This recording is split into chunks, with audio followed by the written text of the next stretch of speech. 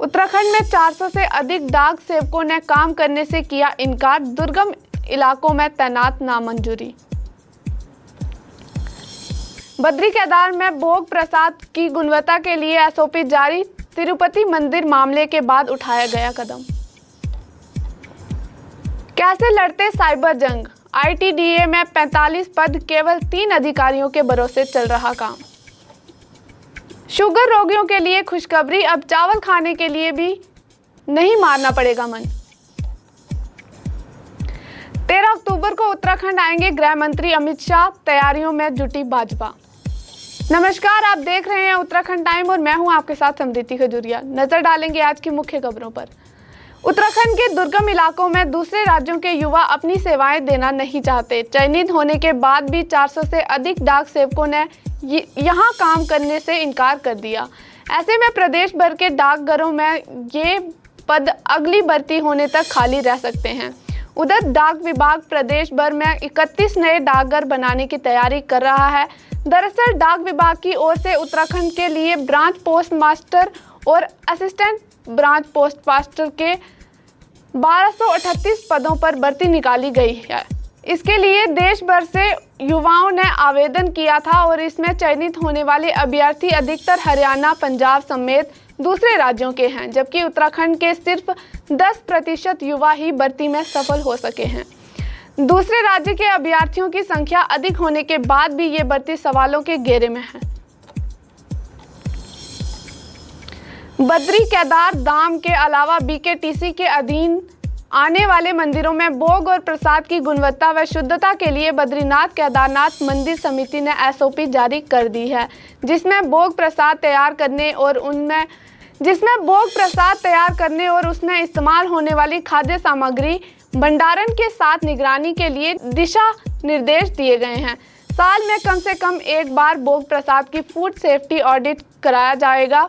साथ ही तिरुपति मंदिर के प्रसाद में मिलने वाला देसी घी के लड्डू में मिलावट का मामला सामने आने के बाद बीकेटीसी के मुख्य कार्य अधिकारी विजय प्रसाद थपलियाल ने भी बद्रीनाथ केदारनाथ धाम व अन्य मंदिरों के भोग व प्रसाद के लिए एसओपी जारी की है। प्रसाद व भोग में इस्तेमाल होने वाले चावल, तेल, घी, मसाले, केसर की जांच और विश्वसनीय व्यापारी से खरीदने के निर्देश दिए गए हैं।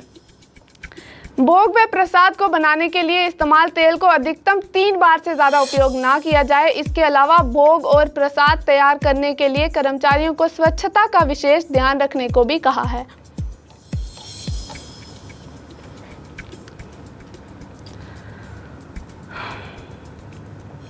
साइबर हमले से जूझ रही सूचना आईटीडीए केवल 3 अधिकारियों के भरोसे चल रहा है। इनमें से 2 अधिकारी तकनीकी विशेषज्ञ नहीं हैं। पिछले साल पूर्ण गठन के बाद 45 पद दिए गए थे, लेकिन भर्ती में आने को कोई भी तैयार नहीं है। अब आईटीडीए ढांचे का पुनर्गठन गठन प्रस्ताव तैयार करेगा। वर्ष 2022 में आईटीडीए का ढांचा निर्धारित हुआ था, जिससे पिछले साल संशोधित करते हुए ढांचा पुनर्गठित किया गया। कुछ समय बाद ही आईटीडीए ने 11 विशेषज्ञों की भर्ती और प्रतिनियुक्ति के लिए विज्ञापन जारी किया। आलम यह है कि वर्तमान में आईटीडीए में केवल 3 अधिकारी ही तैनात हैं।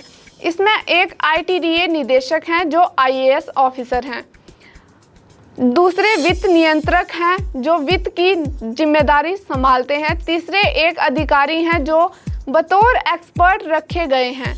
उन्हें भी केवल अपने विभाग की जानकारी ही है।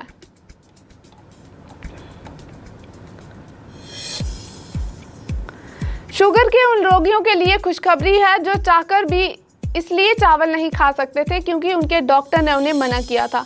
ऐसे शुगर के रोगियों को अब चावल खाने को लेकर मन नहीं मानना पड़ेगा। धान की नई प्रजाति के अनुसंधान से ये मुमकिन हो पाएगा।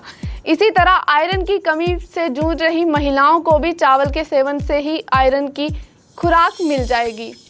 राष्ट्रीय चावल अनुसंधान संस्थान कटक धान की ये 2 प्रजातियां विकसित करने का प्रयास कर रहा है। बता दें कि देहरादून में एक कार्यक्रम में पहुंचे संस्थान के निदेशक डॉक्टर AK नायक ने इन अनुसंधानों को साझा किया।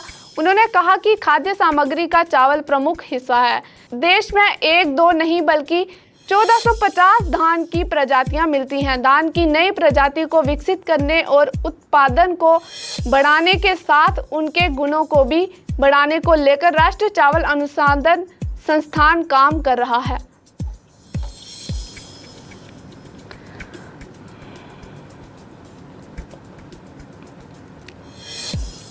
केंद्रीय गृह मंत्री अमित शाह 13 अक्टूबर को देवभूमि उत्तराखंड आएंगे। उनके प्रस्तावित दौरे के लिए पुलिस प्रशासन और भाजपा संगठन की तैयारियां शुरू कर दी गई हैं। हालांकि अब तक उनका दौरा प्रस्तावित ही है, लेकिन दौरे से जुड़ी तैयारियों को अंतिम रूप दिया जा रहा है। भाजपा प्रदेश महामंत्री आदित्य कोठारी का कहना है, गृह मंत्री अमित शाह का 13 अक्टूबर को एक दिवसीय उत्तराखंड दौरा प्रस्तावित है। रविवार सुबह देहरादून एयरपोर्ट पहुंचकर अमित शाह सीधे हर्षिल के लिए रवाना होंगे, जहां वाइब्रेंट विलेज के कार्यक्रमों और वहां चल रही योजनाओं की जानकारी लेने के साथ केंद्रीय अर्धसैनिक बलों के साथ भी भेंट करेंगे। बाकी की तमाम खबरों के लिए जुड़े रहें हमारे साथ उत्तराखंड टाइम में। धन्यवाद।